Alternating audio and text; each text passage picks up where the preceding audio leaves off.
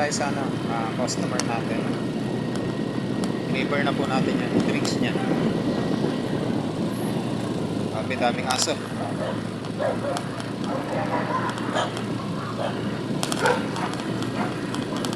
Medyo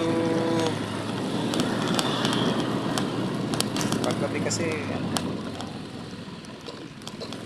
gagala ang mga aso, nangahabol. Ingat-ingat po tayo sa pagtatay. Minsan kasi mga ayaw tali ng mga homeowners yung aso nila, ayaw nagkalipanan. Hindi ko tayo habulin.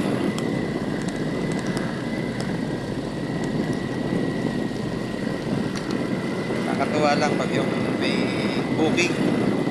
Parang siyempre dagdag kita kahit puyat, bili ng pangangailangan, food.